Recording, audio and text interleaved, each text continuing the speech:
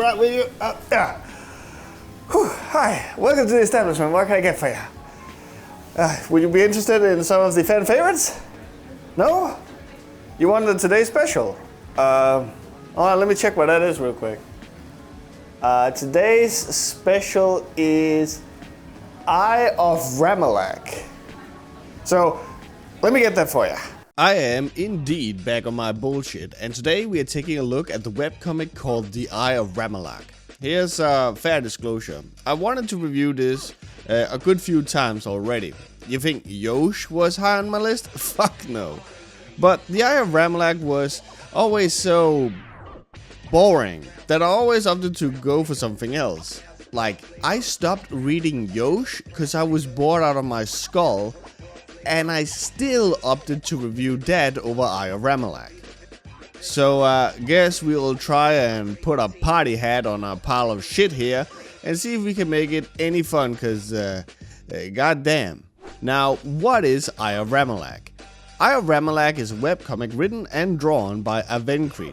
Our dear self-insert enthusiast, It Fox, also worked on the comic to begin with, and a guy called Jeff also later joined the team.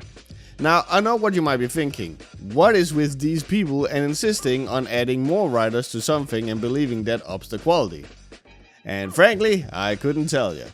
It, however, abandoned ship around page 120, and Jeff too left around page 150, so from there it has been all Avencry. As for who Avencry is, according to the Wikifur, they are a furry artist living in Mexico, and that's about all I could find. I gotta be real, with the shit I had to go through in the previous season, it's oddly comforting not to have to go, oh yeah, and the creator likes to shoot babies in the mouth with a gun. Now, I know some of you might be going, but Riser, what about that whole video thing that you harped on about in your Draconia Chronicles video and your Rooftop Swordmaster video? And while it would be easy to just shrug it off, there's actually been some minor developments in that case. Someone from the Kimono Café staff actually reached out to me and clarified that that whole thing was a mistake they had done and it was none of Avencry. This person simply didn't consider how the tweets read and agreed it was a dumb mistake. So that's all she wrote. If there's one thing I've learned in my many years of doing this show, is that you should only shit on something if there's actually stuff to shit on. If you start making stuff up, not that I've done that, but you know, or you start ignoring stuff for the sake of being able to continue shitting on something, then that just makes you completely dishonest. And I strive as much as possible to get as far away from that as I possibly can. Because if you're doing that shit, you're muddying the water for actual legit criticism. Okay, so fair warning here, if it sounds like I am skipping shit, I assure you I am not. The comic is just this fucking ass, and half of the writing doesn't make any sense. Like our first introduction to Ronald Rudentoff, where we find out he's a researcher at the Hamilton Escarot Museum of Art and History. Now, what is going on is that our boy Ron here is packing his dead father's shit into boxes. His dad was apparently some Indiana Jones type explorer, as is being told to us through all this text. Immediately, like frame 1, I have a problem. There is so much text here explaining shit that could be conveyed through images instead and made it more interesting. We could have seen Ron clean up the apartment, put all these artifacts in boxes, see the picture of his dad and then put it in a box too before taping it up. This would give us some suspense and questions. Who is Ron? Who is his dad? What did his dad do? But nope, instead we get all this shit explained to us like we are a fucking baby. It feels like the comic wants to get any and all exposition out of the way as fast as humanly possible, but that doesn't really make for an enticing read. The pacing is also just immediately so awkward. Page 1, we're in Ron's dad's apartment, which, if he was such a big dick explorer, why is he living in an apartment? Is that smart when you're constantly out on adventures? How do you pay rent? Anyway, on page 1 we're in this apartment, and on page 2 Ron is in the park talking with his attorney about his dad, and page 3 we're in Ron's apartment. No scene has gotten room to breathe. We're being left completely estranged to Ron's feelings about his dad's passing. We don't get a single frame of him alone with his thoughts on the matter, not a single frame of Ron reacting to the situation. Like, the moment most people think about their family and what they meant to them is when they die, and I still don't even know if Ron even knew his dad's first name. It's very much practical writing. There's not a whole lot of fluff. It's all just, Ron does this, then he says that. Feelings are for pussies. Then he says this. Anyway, back in Ron's apartment, he's talking with Dark Diva 68, who seems to be a friend of his. Diva is asking why they're meeting online instead of just having a call, but Ron says, "You know how much cell minutes cost if you go over?" To which Diva responds, "You're such a wuss. Live a little for once." Bro, how sad and miserable a life must you live for you to use the more expensive way of communication being considered living a little? I mean, that sentence is usually used for skydiving or swimming with sharks, not using up cell phone minutes. Ron gets a text from his friend Ben, and Jesus H. Christ. Now, as a graphic designer, I feel I'm personally insulted by this frame because what the fuck is this? How the fuck did you fuck this up so bad? The word messages is literally breaking out of the screen and onto the phone. I think they tried to make it so that Ron's finger covered up some of the text, but the A in can is still moving over his finger. And I'm pretty sure that even if you had a C there and a P in the word above it, it wouldn't be proper left adjusted with the rest of the text, but that's just me, I guess. What I know for certain, however, is that Avengry apparently can't color within the lines. Like, look at this. I know you're aiming for a glow, and that's actually done pretty well, but why is this the only place where the color is smudged over the line like this? This is page 3.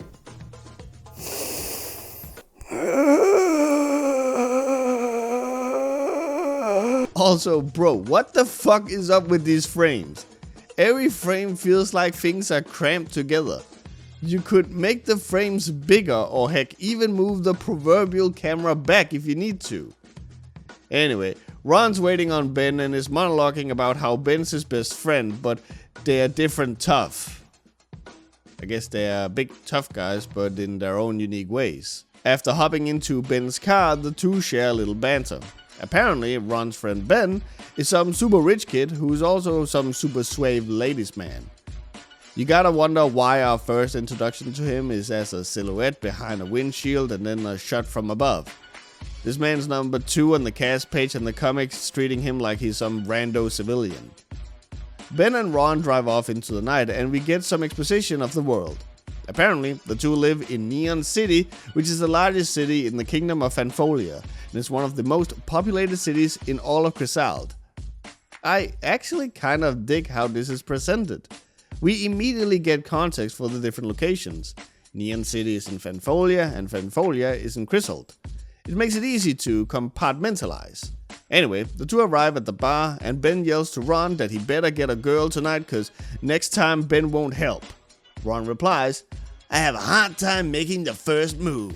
Don't worry, Ron, I got a thing that'll help you. Just get a big old sign that says that you're looking for a boyfriend-free girl and start walking around with it. Anyway, despite saying this will be the last time Ben is helping Ron, he immediately fucks off with some bird. So much for helping. Also, before Ben leaves, Ron says he's an Adonis, as in the very Greek dude. Does this mean that Greece is part of this fantasy world? Anyway, this leaves Ron to look for a girl on his own, but instead he opts to sit at the bar and read his book. Oh my god, you sad, pathetic sack of shit. I'm a former bully victim and a huge super nerd, and I would put you in a fucking locker. Also, is that an Irish coffee? You're at a club. Get yourself a girly drink, you pretentious fuck. Also, I love how I think the joke here is supposed to be that Ron is looking for a girl, losing faith, and then it smash cuts to him at the bar with his book. But that's ruined by the fact that this nerd is looking while dicking his book out of his shirt. Anyway, as he's reading his book, this girl comes up and flirts with him, but he's too absorbed to notice her and her red plastic cup? Is this a Mexican/American thing, or has Avenkri just never been to a club? Anyway, the book is Ron's dad's journal that explains the Eye of Ramalach, saying that whoever wields it will inherit the powers of the Deviant all for himself. However, all of this doesn't seem to weigh too much on Ron's mind as he drives Ben and his 2 girls back to his place, and what occupies Ron's mind is instead, "At times like this, I can't help but feel mad at Ben. He knows so many girls, but never puts in a good word for me. I'm always supposed to fend for myself. I feel lost, confused, in a world of strobe light and booze and..." Oh my god, eat literally every dick on earth, bro. This is the most incel shit I've ever heard. You're an adult with a whole ass job and you're thinking like this. So they head to Ben's place where Ron goes to take a piss.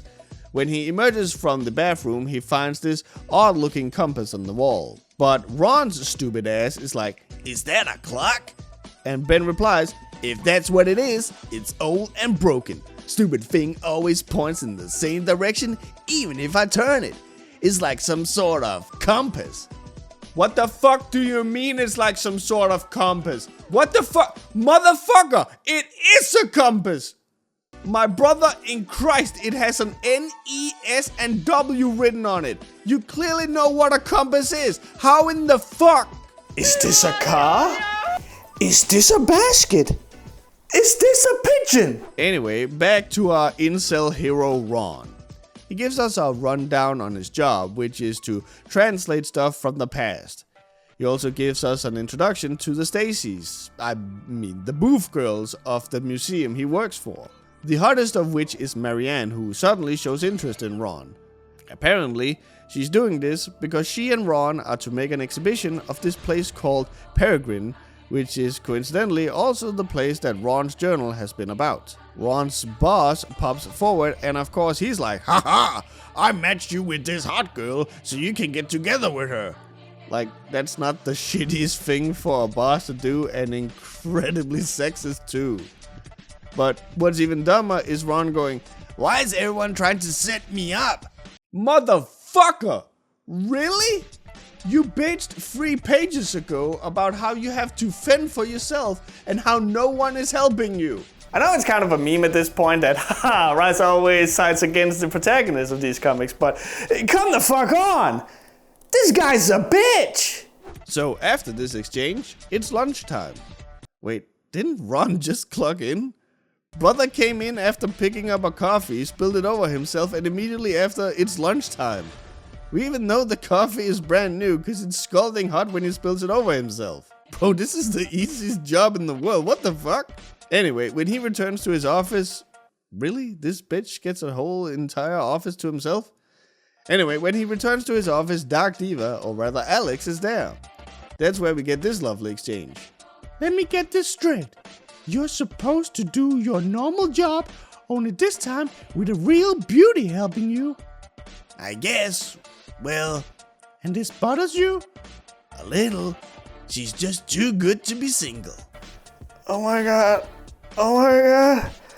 What is this Elliot Roger mentality? You're angry because you have to sit next to an attractive lady because you're not sure that she's single. Anyway, we finally get some insight in Ron's relationship with his dad by having Ron explain how he's unsure whether or not he wants to follow in his dad's eccentric footsteps by covering the contents of his journal for the exhibition. Nevertheless, Ron returns to his apartment after work to read his journal because he thinks it might help Marianne. Not, help him do his job, no, so he can help Marianne. How selfless of you, Ron. Also, this is a small criticism, but Avenkri can't spell dough to save their life. They keep writing tough, which is hilarious because I don't think there's been a single tough character in this comic thus far. Ron eventually falls asleep, and immediately afterwards we see something appearing from behind Ron's fridge. This abomination pops forth, and I legit thought this was supposed to be a joke at first. The fuck do you mean that this eldritch horror has been hiding behind your fridge? It claims to no longer feeling the old one's essence. I assume it's been keeping a watchful eye on Ron, but it talks about something having left. What? The only thing that disappeared is Ron's father, or Fader. So, was Ron's father an old one? Also, the thing claims to have hidden behind the fridge for 50 years. In that case, can we assume it has nothing to do with Ron? Because there's no way Ron's over 50 years old. So, if the Snarglob is anything to go by, this doesn't concern Ron in any shape or form. He hasn't lost anything, at least nothing physical. His dad died, but you know. And he's not lived here for 50 years. How could he? He's not even 50 years old. Also, the fridge has not been replaced in 50 years, seeing this motherfucker has been hiding behind it? This is the same fridge from 50 years ago? Bro, just in 1970, a fridge used 5 times the amount of power than a fridge does today. If this is indeed a 50-year-old fridge, I would fucking hate to see this motherfucker's electricity bill. The next day, Ron shows up to his office unlocked with Marianne inside. She claims she came to look for Ron to ask him about their presentation, which begs the question why she'd have to unlock his door and break into his office, but I digress. Also, they never talk about the presentation. Instead, Marianne mentions she needs help for a history assignment, which, luckily enough, Ron can help her with. However, when they start diving into the books of the assignment, Ron comes across a page about the Wrath of Ram, which he immediately equates to Ramalach. The whole thing then just kinda ends there, because building and establishing a bond between these two characters is supposedly boring, and instead we need to hurry along with the plot. So the next night, or something, Ron is chatting once more with Alex, aka Dark Diva. Only for some reason, this time Ron is texting rather than using his mic, so we now see his screen name, RR Crypto. So, as if it wasn't bad enough that he is a weird fucking incel, he's now also a crypto bro. You just know this motherfucker is subscribed to Andrew Tate. So Alex is teasing Ron about his fumbling of the bag with Marianne and says that the only thing that could prevent her from telling Alex would be if Ron sealed her lips with a bribe, to which Ron responds he could get the same result by supergluing her lips shut, which is not at all a super psychotic thing to say. However, what's somehow even more psychotic is Alex saying she might enjoy that. Is this a sex thing I'm too vanilla to get? The chat is cut off with Ron getting a phone call from Alyssa Fatuli, spokeswoman of the diverse and exciting cable channel 1. They want to interview Ron due to his relationship with his dad and elbow their way into having an interview the next day. During the interview, Ron keeps looking at the camera and... goddammit. So, I get they kind of want to show Ron being in the scope of the camera, but then they have the red recording light in the bottom left corner, so I think this is supposed to be the viewfinder of the camera, but then why the fuck is it a circle? A viewfinder is a square to show how the subject is in the frame you'll be producing. If anything, this is typically a sign that some lens is busted loose inside the camera, and even then, it wouldn't block out stuff and make it all black, it just causes a vignette around the rims of the frame. Anyway, enough of me nerding out. Ron mentions how his fondest memory with his dad was when he graduated high school and his dad put his arm around him and told him, "Now you can take care of the apartment on your own." So, hold on. So is this Ron's apartment or his dad's apartment? Is it the same apartment and Ron just kind of inherited it from his dad once he graduated high school? Because that would kind of explain how the Snot Glob could then be there for 50 plus years. But then Ron mentions to Marianne during the little get-together that he graduated high school 4 years ago. That's 4 years, that's not 50 years like the Snot Glob mentioned. Every little piece of information I learn more about this comic, it just makes it that much more of a fucking clusterfuck. After the interview, Ron meets with Ben at a restaurant where the two have a chat. The two talk about the interview Ron had with Alyssa, and Ben seems very interested in her. In fact, when Ben says he's going to the bathroom, Ron says, We'll see. Be sure to use a hanky when you're thinking about her. So, is Ron assuming Ben's just gonna rub one out to some lady in the restaurant bathroom? Anyway, because this incel has the approximate set of social skills as a doorknob, he starts reading his journal again. And can I just fucking say how I hate the fonts of this fucking comic? My brother in Christ, the fuck is this kerning? The journal describes how some rodent may have stolen some tool they needed to find the eye, and describes it as, it was a delving rod of sorts and used to find the location where the eye sleeps. A compass! How the fuck does none of you fucking brainlets know what a compass is if you're fucking archaeologists? I am so fucking unreasonably mad about this! So, let me calm down for a second. Ron puts 2 and 2 together and realizes the compass he saw at Ben's place was the self-same compass in the journal. When confronting Ben about it, Ben fesses up that one time he was at Ron's place, his father gave Ben shit and called him a crook and told him to leave before he stole something. So in a shining moment of brilliance, Ben decides to show Ron's dad by stealing the compass. I was angry at being called a thief, so I stole something. That'll show him. So Ron goes to Ben's place and they take a gander at the compass. Ron now realizes it is the compass of the hares and explains that his dad could not complete his expedition to find the second ruins without the compass.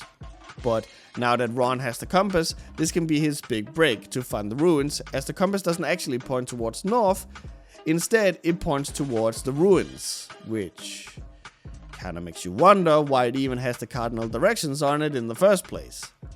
Seeming insistent on going on this grand expedition, Ben refuses to let Ron go at it alone, and so the two decide to go on this big adventure together, and that is how chapter 1 ends. So yeah, that's just chapter 1. Just to catch you up to speed, the protagonist is an incel crypto bro who deems living as using cell phone minutes. The law makes absolutely no sense, no one knows what the fuck a compass is, and Ben jerks off in public bathrooms. On to chapter 2. Chapter 2 starts out with Ben and Ron planning a route to the ruins, and whoa! What ancient ruins are these? The ancient scripture of the West? Anyway, Ron expects his boss to foot the bill to the expedition, but is getting shut down when the boss rightfully says that no one would sponsor someone fresh out of college with no experience in archaeology. So instead, Ben and Ron hatch a plan. I don't know what the plan is, but it apparently involves seducing a girl called Abigail, whose father owns a chain of gyms. And yep, that's the girl from the club with the sippy cup. So the two go to some party where they convince Abigail that Ben is a movie star and Ron's apparently a stuntman called Ringo. That happens, and then a few days later, Ron gets a call from someone called Deckard O'Reilly, who apparently worked with Ron's dad, and he wishes to help Ron with his search for the Eye of Ramalach. On the way to meeting Deckard, Ron runs into Marianne, who apparently broke her foot. Misunderstanding what Ron says, she believes he's off on a date, to which she thinks to herself, "At least one of us got lucky." Oh, who can blame her? Surely she fell in love with Ron's, I mean, you know, obviously it's his,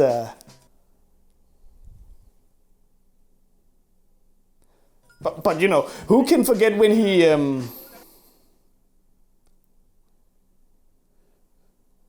Ron finally shows up to the meeting place where Deckard is waiting. Deckard mentions how Ron is late, despite Deckard called Ron out of the blue and asked to meet immediately. When Ron says it's due to bumping into a friend, Deckard responds, "It's of no consequence." Then why the fuck did you bring it up in the first place, you stupid cunt? Anyway, Deckard's dying and wants to help Ron finding the Eye of Ramalach before his time is up. We then move on to... What do you mean? Fucking go back, my guy! Deckard is the only guy who seems to have any fucking knowledge about what the eye is, and we just fucking skip it?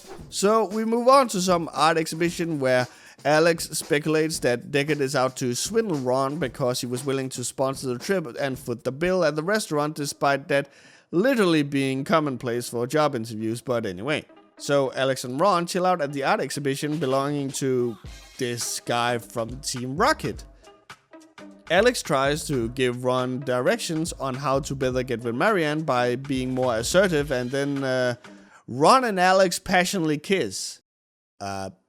So I want to be charitable here and assume Alex and Ron has something going on behind the scenes, and we are gonna get that explained later because the kiss kind of comes out of nowhere, and Ron's even calling Alex honey right out of the gate, and the two of them seem super casual about the whole thing.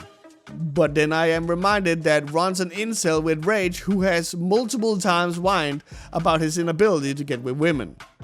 So we either got A, Alex and Ron didn't have anything going on behind the scenes and this is just insanely poorly written, or B, Alex and Ron did have something going on behind the scenes and Ron's incel whining has effectively been retconned. Ron moves into the bedroom while making casual talk with Alex about her doing something with Pickles last time she was there, making me believe we're looking at option B. Inside his bedroom, Ron bumps into Abigail laying in wait for him. However, seeing Alex, she's dissuaded from her plans. Not just because Ron's with a different girl, but specifically a non-raccoon girl. And while this feels oddly racist, I gotta give kudos, cause when we first saw Abigail in the bar, she does mention her particular interest in raccoons. Abigail leaving, however, has put Ron in a rut for some reason, and he chooses to sleep on the couch. So, okay, let me see if I got this straight. Ron's up to now pissed and moaned about not having any luck with girls, to the point where he will put the blame on other people for it. At the same time, he will berate other people for trying to hook him up with girls. He is also apparently in some sort of open relationship with Alex, based on their interactions. And now he's moody cause some other chick got her feelings hurt. But that only lasts until the next morning, where Alex douses him in cold water. Ron is essentially a walking, talking incel contradiction. I fucking hate it here. The next morning, Ron and Alex are out walking, and that's where they bump into this plant man from Mega Man? Oh, what? That's a thing? What the fuck? Anyway, this thing walks up to Alex and Ron and says, "Sent," before walking off. Why are there no short of 3 voice bubbles with nothing in them? You do know you can just not have them, right? So that happened. Nothing is said, thought, or done about it. We just quickly move on to Ron doing a presentation to Deckard. Or rather, we see the aftermath, as I suppose the comic just assumes we don't care about all the boring shit about how a pasty incel nerd and a playboy friend are gonna lead an expedition into a different country to find a magical object no one has ever seen before. But maybe that's just me. It turns out that Alejandro's cousin here doesn't really believe that Ron has the chops to pull the expedition off, but Deckard assures her that he believes Ron can find the eye, and should he fail, Alejandro's cousin here and her team will take over. Kind of begs the question why she's not just going after the eye along with her team instead of Ron. I know Deckard says it's because Ron found the compass after all, but it was literally hung up on a wall for everyone to see, which, come to think of it, how long has it been there? Ben made it sound like he stole the compass quite some time ago. So, has Ron just not been to Ben's place in all this time? Anyway, we move on to Alex being in her old school, but things immediately gets creepy. It turns out that it's all a spooky nightmare caused by the snot glob who is seemingly eating away at her nightmares. And credit where it's due, this does look rather horrifying. You know, as horrifying as the writing is, but it's something. Anyway, this bad dreaming thing has Alex in a rut, and she immediately connects it to Plant Man that she and Ron saw earlier. Funny how you barely seemed to react before, but now it's suddenly a massive thing. It's almost like if Avencry let a scene last for more than a page, we could get some much needed insight into these characters, but oh well. Meanwhile, Ron has gone to the museum to work at 3 a.m. What's up, gang? Welcome to another bang of a video. Today we're going to see if we can contact the dead ghost of the CEO of United Healthcare at this museum at 3 a.m. Smash that like. Inside the museum, Ron overhears this abomination and this fox guy running over the museum's finances with Mr. Peterson, Ron's boss. They tell Mr. Peterson that unless some drastic changes are done, the museum will have to close its doors. Ron moves to his office where he gets a visit from Marianne. Bro, just how many people are in the fucking museum at 3 a.m.? Marianne's leg is fine again, but now she has a blue stain on her face from her painting, and she and Ron spends the rest of the day talking about that. My brother in Christ, it's 3 a.m. That's no fucking day, that's night. Also, Ron claims it was nice because he got a new friend. I feel something happened between chapters that we were just not shown or told or anything, because before Ron was this whiny incel who would bitch about women and how they didn't give him any sort of attention. And now he's tapping Alex all nonchalant and shit, and he's having casual talks with Marianne. Ron gets home and finds a message from Ben, who believes that Ron is seeing a prostitute after having talked with Abigail. He also has a message from Deckard, who has a business associate who wants to meet with Ron at a steakhouse, and we see Ron quickly leave to go meet him, and that he's got an unheard message from Alex. This is all cool and all, but Ron has a cell phone. We saw that earlier. Couldn't they just call that? Was this before landlines got that thing where they automatically transferred the call to the cell phone and no one picked it up? Anyway, Ron moved to the steakhouse where he meets Wallace here. Wallace and Ron introduce each other, but suddenly Ron exclaims, "Is that a steak?" I don't fucking know, bro. Is it? Maybe if you moved all your fucking voice bubbles away, I could better fucking see. What the fuck is this? Also, Ron asks if something shouldn't be hurting, and I literally got no fucking clue what the fuck he's talking about. I assume Wallace is holding up a steak, but as to what would be hurting, I got literally no fucking clue. I am guessing, like, the emphasis on guessing, that he's asking because the steak is from the same species as Wallace, which raises so many fucking questions. One of which being, was the question about something hurting referring to this motherfucker just yanking a perfect cut of steak off of himself? What the fuck is going on? So after meeting the crew that is going to be on the ship, we move back to Alex at the art exhibition, because Jesse James here managed to sell his entire gallery. Alex decides to ask the two if Jesse James and Ben have seen Plant Man before, to which Ben responds, "Wait, what does that have to do with anything?" Who the fuck starts a conversation like that? I just sat down. I know this is supposed to be funny, but she did ask this after a cheer. It's not like she butted into a conversation with the topic. So it really felt like the writers just wanted Alex to lift the topic and for her friends to dismiss it, but didn't know how to do it properly. That night, Alex has yet another nightmare. However, the nightmare is pushed away by the dream of going to Second in the fire sands. Later that morning, at 5 a.m., someone is at Ron's door. Bro, if you wake me up at 5 a.m. on a weekend for this bullshit reason, I cannot be held responsible for what misfortune may befall you. It turns out it's Marianne here to work on their presentation. Ron decides to finally let Marianne in on his plan to go exploring, but is interrupted when Alex calls him and tells him about her dreams. She mentions how the nightmares are not like real ones, that she can see clearly and hear things and feel pain. Doesn't that just make them more real than other nightmares? The fuck do you mean not like the real ones? Anyway, Ron responds that he doesn't remember pain in any of his nightmares, which for some strange reason makes Alex snap at him. Also, good job making this about yourself, Ron.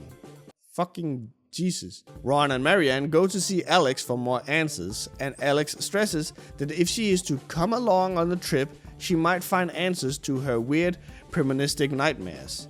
Alex, however, can't help but tease the two and says she'll go along with Ron so she can ensure they all have a very good time. It's sex. Just in case it wasn't clear enough what she's referring to, she's referring to sex. 'Cause sex. And then it's finally the day of the big journey. Oh, and Ben got funding from Abigail. It's finally the day of the big journey, and everyone's meeting on the docks ready to set sail. Ron gives Alex and Ben shit for their clothes, cause it can be oh so dangerous, but this motherfucker is walking around with a fucking tie on. At least Ben and Alex can breathe in their outfits, you fucking putz. The crew sets sail towards Fire Sands and find the Eye of Ramalach, and that's actually where we will end it for now.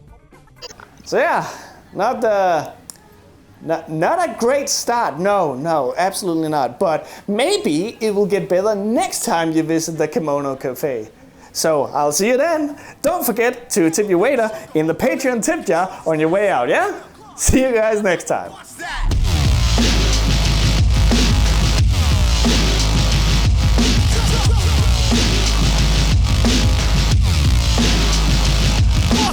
Run, you sucker, keep up the pace. Dropping mad gears, kicking dirt in your face. You a lazy Larry, I'm a dapper Dan. Asian motherfucker, cooking up spam.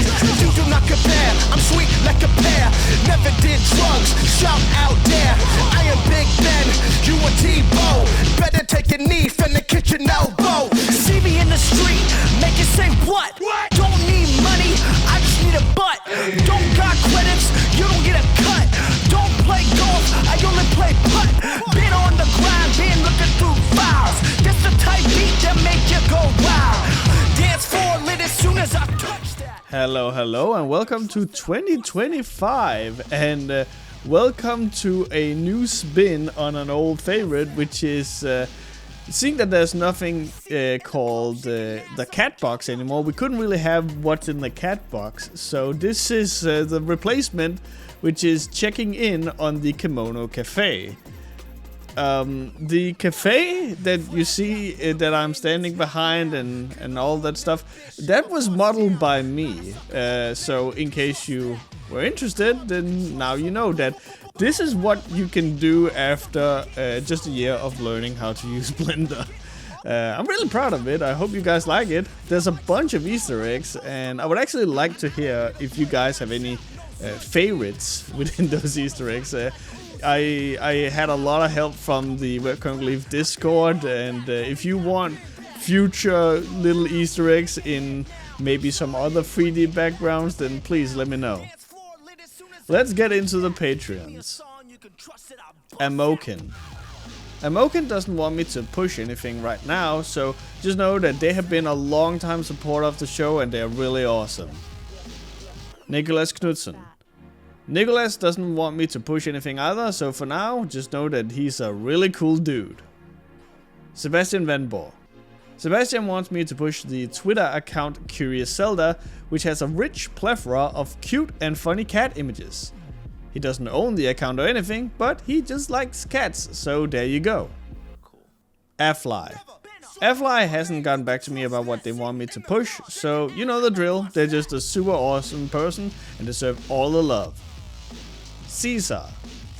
Caesar doesn't want to push anything, but they do have a message, which is that despite how crazy everything is right now, everything is gonna be alright. Hugo Junstrand. My boy Hugo has finally announced his original series Torch Drop. It's a fantasy story where animals steal body parts from other species. It's still being produced, and you can check out the trailer in the description and see the amazing stuff Hugo has in store for you. Marshall Starr. DR, as we call him, is the artist behind the cool sci-fi comic called Marshall Starr. If you want some good old sci-fi western presented with some banging art, then this is the comic for you. Why Not Warrior? Why Not Warrior wants me to push the webcomic known as Hope. The comic is about superheroes that gets into trouble and who has to save the universe from an evil empire known only as Spade. When the young girl Raylan gets targeted by this evil empire, she joins forces with her friends to take them down and save the galaxy. And of course, let's not forget to mention all these lovely people. Mama Boy, Dracov Adrian, Nina Ha, Ojaru, Satya Sketchy, Shiv, The Bonsai, Tomadak, and Varatri. And also a huge thank you to all the lovely people that you're seeing on screen right now.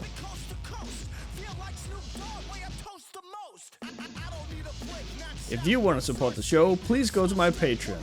Here you can donate anything you want every month and all of it will be appreciated. Just go to www.patreon.com/Riser with 2 eyes.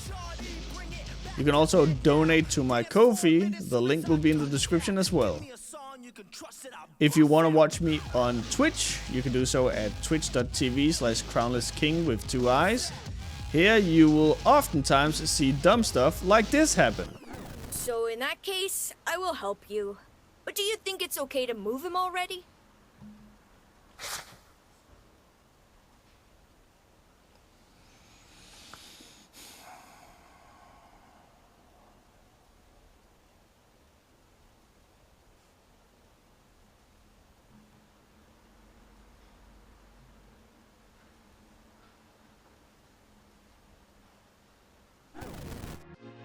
If you don't want to support the show financially, at least think about liking the video, subscribing to the channel, or sharing your favorite Webcomic Relief episode with your friends. I'll see you guys at the next Webcomic Relief.